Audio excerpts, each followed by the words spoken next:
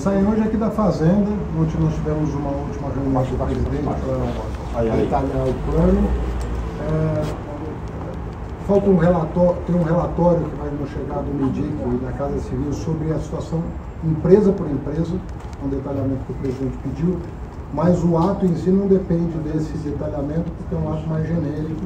Só na regulamentação e aplicação da lei é que nós vamos ter que fazer uma análise mais setorial e CNPJ a CNPJ. Então nós vamos ter um plano muito detalhado para começar a atender, sobretudo, aqueles que são pequenos e não têm alternativas à exportação para os Estados Unidos, que é a preocupação maior do presidente. Pequeno produtor. Eu confesso preocupação com a ação da família Bolsonaro nos Estados Unidos. Hoje tem uma entrevista muito forte, né, da família Bolsonaro, do Eduardo, ameaçando agora o Congresso Nacional, né, e dizendo que o empresariado brasileiro do agro não está em contato com ele, pedindo um enriquecimento das tensões entre os dois países, que seria o mais adequado, né?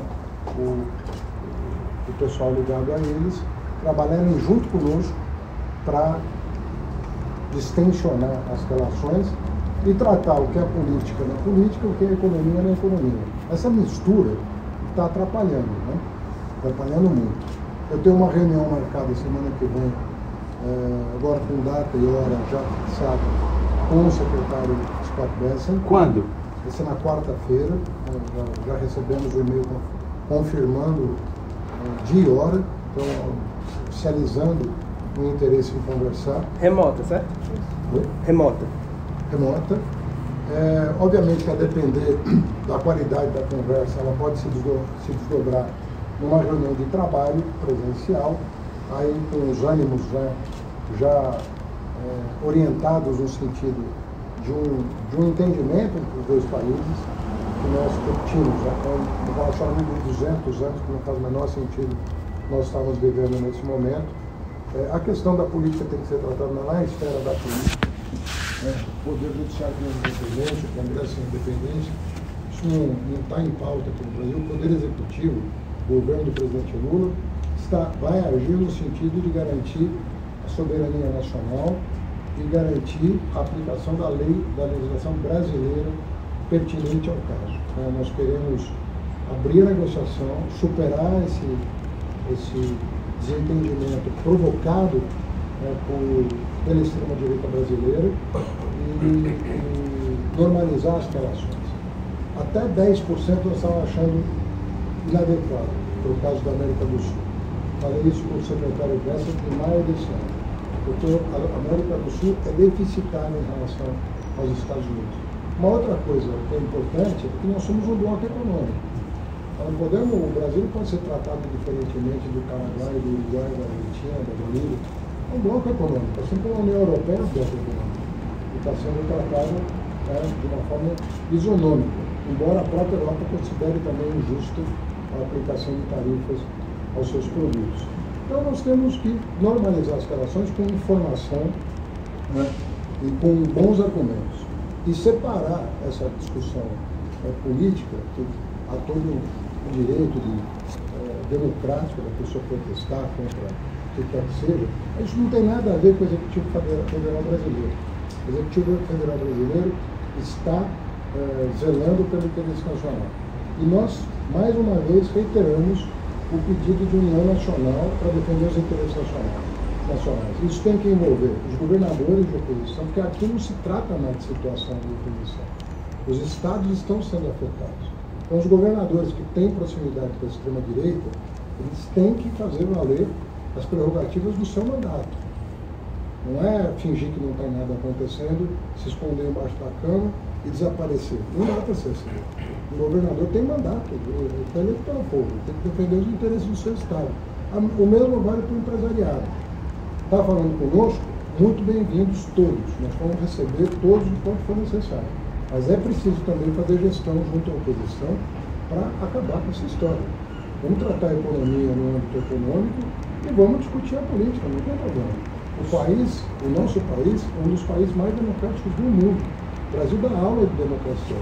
não tem cabimento esse tipo de hostilidade contra o país. Ministro, quando vai ser a data específica do anúncio? Pacote em si, o que eu queria entender é o seguinte: o senhor hoje tem reuniões de afinamento, mas são ordens executivas, são projetos de lei, essas ordens vão ser publicadas em decreto pelo presidente Lula. Como é que é essa composição? Porque a gente está num momento bastante delicado em relação ao Congresso Nacional. E qual é a data do anúncio formal, com coletiva? Sai hoje? O anúncio formal não cabe a mim anunciar, isso cabe ao Palácio do Planalto, que a gente vai fazendo. O texto sai daqui hoje, está pronto. Ontem nós procuramos entender a encomenda do presidente em relação ao detalhamento. Nós dissemos para ele que a questão empresa por empresa não precisa evidentemente ser tratada em lei, ela pode ser objeto de regulamentação, mas provavelmente o ato do presidente ele vai julgar conveniente, mas possivelmente terá que ser uma medida provisória para entrar em vigor. Ministro, e a concessão de crédito para as empresas mais impactadas pelo tarifaço e o aumento das compras governamentais estão previstos no plano? Estão previstos no plano. Tá bem? Ministro, como o senhor Daqui enxerga? a uma semana, daqui para lá, o que o empresariado pode esperar disso? Não, a proteção primeiro, o empresariado tem que agir também em relação à oposição. A oposição está atrapalhando o país.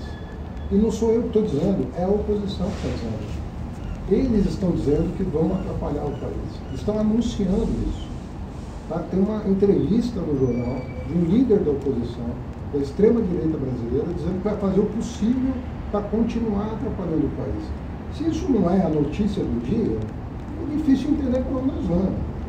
Ou o país se une para defender a causa nacional e separar o que é economia, do que é política. Discussão política sobre democracia, direitos humanos, não nos interessa. Nós somos o país campeão de debate democrático no mundo.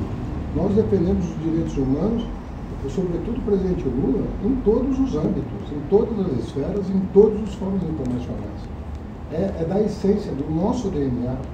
A luta pela redemocratização do Brasil é a essência do nosso DNA. A nossa crítica a qualquer tipo de autoritarismo é da essência do nosso DNA. Então nós estamos conversando, nós estamos na arena que nós gostamos. Agora, discutir isso no âmbito correto, estamos de acordo, mas não podemos prejudicar o trabalhador brasileiro, as empresas brasileiras, porque existe uma força extremista no Brasil agindo contra o interesse nacional. Então o empresariado, além de vir para Brasília, tem que conversar com a oposição, passar a mão no telefone e ligar, né, para a turma que quer ver o seu recuperador, parar com isso. Estão prejudicando o país pelo quê?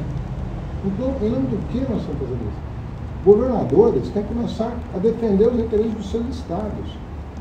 Passar a mão no telefone, ligar para a oposição, pedir para parar de atrapalhar o país. É o único país do mundo que tem uma força política interna em Washington trabalhando contra o interesse nacional. Tem algum indiano fazendo isso? Tem algum chinês fazendo isso? Tem algum russo fazendo isso? Tem algum europeu fazendo isso? Não. Então nós podemos botar o dedo nessa ferida de uma vez por todas. O governo vai fazer a parte dele. Isso posso te garantir. Mas é preciso ação coordenada das forças nacionais. Estou falando do empresariado, estou falando dos governadores, estou falando de todos, para inibir o crime de lesa pátria que está sendo cometido diariamente nos jornais. Isso aqui não é fake news, é a pessoa que está dizendo que está fazendo, contrariando os interesses nacionais. Bom, Ministro, obrigada, gente. Decente, a magnifique do Moraes, vocês querem reverter? Esse tema está sobre o alçada dele. Pode ser que seja de acordo com a